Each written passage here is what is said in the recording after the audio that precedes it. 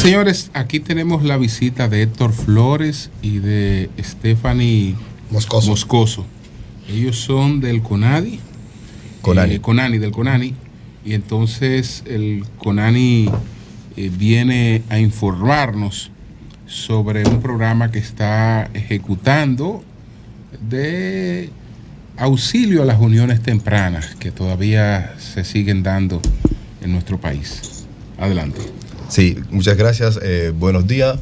Como bien decía, mi nombre es Héctor Flores, soy analista de proyectos de la Unidad Técnica de Gestión de la Política de Prevención y Atención a Uniones Tempranas y Embarazo en Adolescentes del CONANI. El diablo, qué título tan largo, loco. Bueno, ¿cómo la vaina? para Uniones tempranas y embarazo. Exactamente, un poco para contextualizar en qué ámbito de proyectos me manejo, pues entonces, sí, pues. Claro, sí. Bien, ¿qué es la política de atención y prevención a uniones tempranas? De forma breve, PPA, por decir así. Es el marco estratégico de nuestro país, ¿verdad?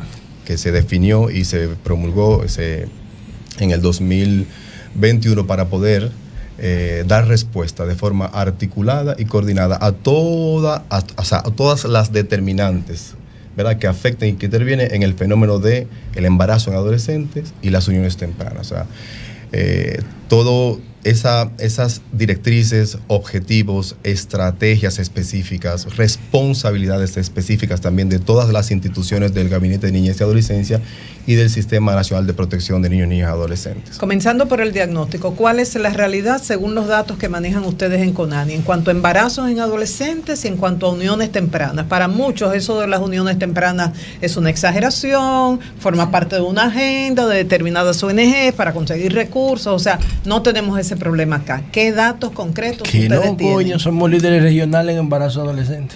Bueno, exactamente. Buenos días. Gracias. Yo hablé de uniones tempranas, no embarazos en adolescentes. Hablé pero de un para tú embarazarte hablé de un argumento. No necesariamente. Ajá. Gracias por recibirnos. Bueno, es una problemática que tiene muchos años en el país. Somos líderes, de los líderes de la región. No estamos ahora mismo en el primer lugar, pero sí de los primeros.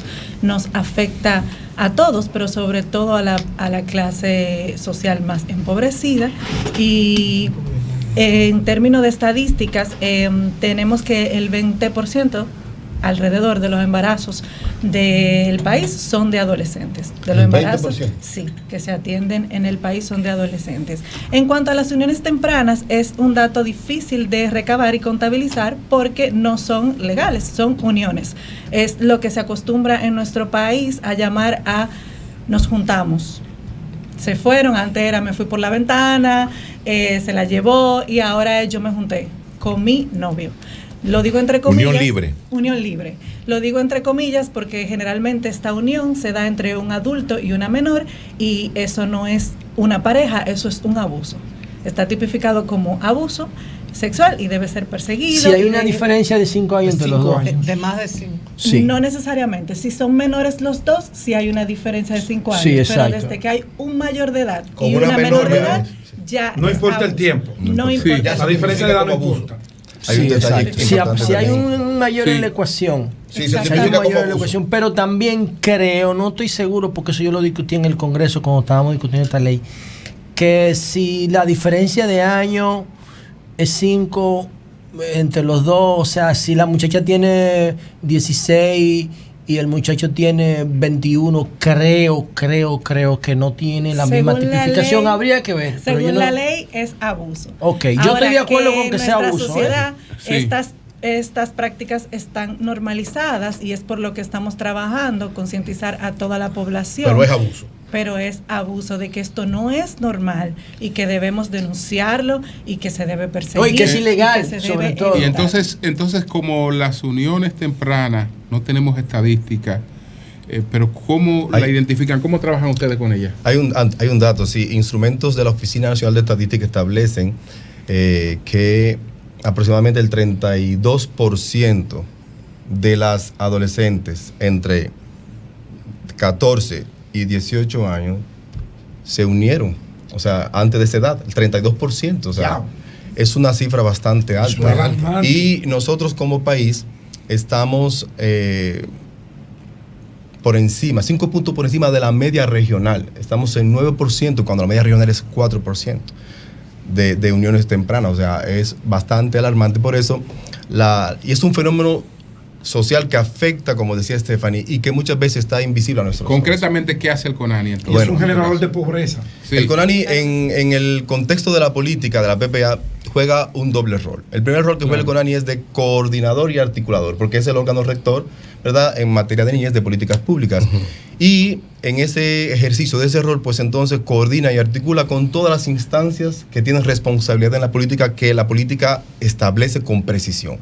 Y también CONANI juega un rol, pues, de implementador de acciones y de programas en materia de la política, y está desarrollando programas de sensibilización en 2 aspectos importantes. El tema de fortalecimiento de buenas prácticas de crianza para poder trabajar con la familia, porque muchas veces esperamos que las familias tengan las capacidades que no tienen para poder acompañar a los hijos en sus procesos de desarrollo, porque ¿qué es la crianza? Es un proceso de acompañamiento que nosotros, las personas adultas, hacemos con los niños y las niñas que están bajo nuestro cuidado, porque no necesariamente son nuestros hijos. También como docente ejercemos un proceso de crianza, ¿verdad? Entonces, fortalecer esas capacidades, esas habilidades para que las personas puedan acompañar de manera efectiva a los niños y las niñas en ese proceso de desarrollo. Porque todas las etapas de desarrollo son distintas para cada niño. Y entonces, conociendo las necesidades específicas de cada etapa, entonces... Y otro programa que está trabajando el CONANI es todo el tema de fortalecimiento de habilidades para la vida con adolescentes y jóvenes. Ayudarles a construir sus proyectos de vida, que vean otras opciones alternativas al embarazo en su vida.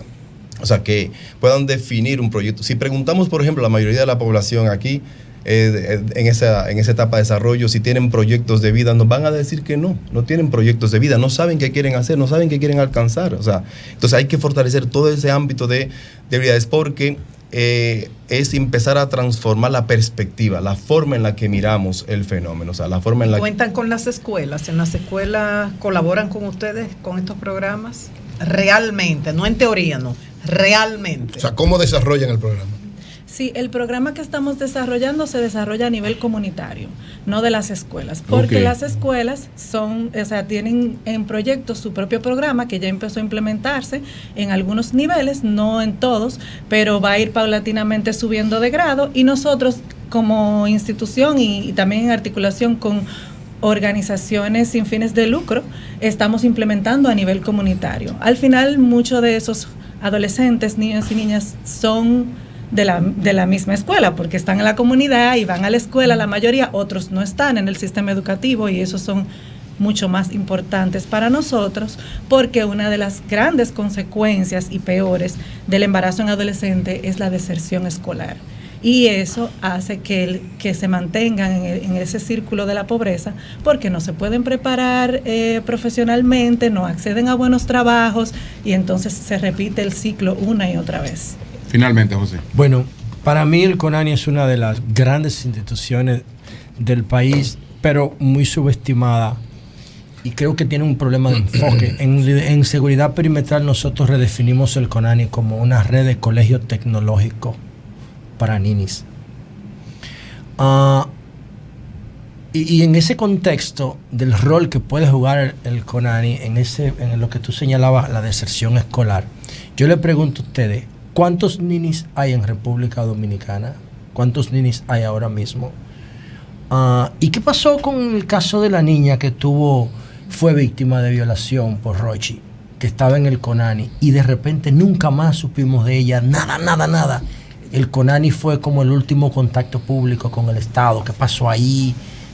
Yo no sé en qué paró eso. Mira, hay que entender que cada institución tiene una naturaleza propia que le confiere el marco legal, que le establece. Por consiguiente, en ese sentido, no se le puede atribuir, por decir así, al CONANI toda la responsabilidad respecto de la atención, seguimiento a los casos. Porque, por decir así, cuando aparece una denuncia y un caso es llevado ante la institución responsable de la persecución del delito, ya, si tú te das cuenta, existen lo que son las puertas de entrada al sistema de protección. Cuando ya un caso está en el sistema de protección, cada institución está llamada a jugar un rol fundamental.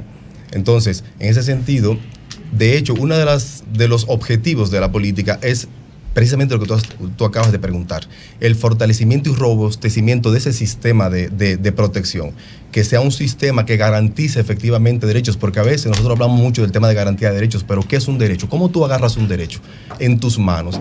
Los derechos no se agarran en las manos, son servicios que se prestan a la ciudadanía y que se prestan de calidad, porque hay muchos servicios también que podrían no tener la calidad que se requiere. El presidente jura en el Congreso, en la Asamblea, perdón Julio, el presidente jura ante la Asamblea, cuando se juramenta como presidente, cumplir y hacer cumplir la Constitución. El caso de la niña que tú preguntaste. El caso de los ninis. ¿Cuántos ninis hay en el país?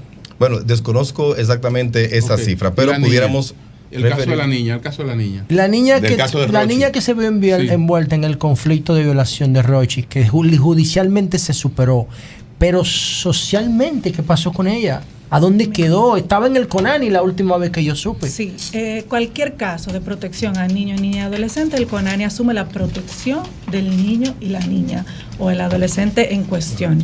Si la niña estaba en CONANI, puede ser que permanezca en CONANI, sin embargo, nosotros nos regimos por el principio del interés superior del niño. Y cuando ponemos de dominio público una situación de un niño o adolescente, lo estamos revictimizando. Entonces, porque no se trata de saber ni el nombre, sino qué pasó al final, porque nadie sabe. Puede ser CONANI está bajo el resguardo de CONANI. Hay una tutela de derechos, hay una protección.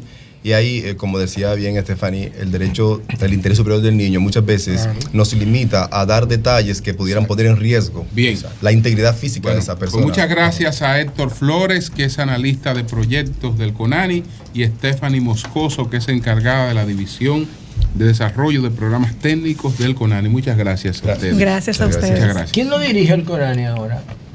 La presidenta.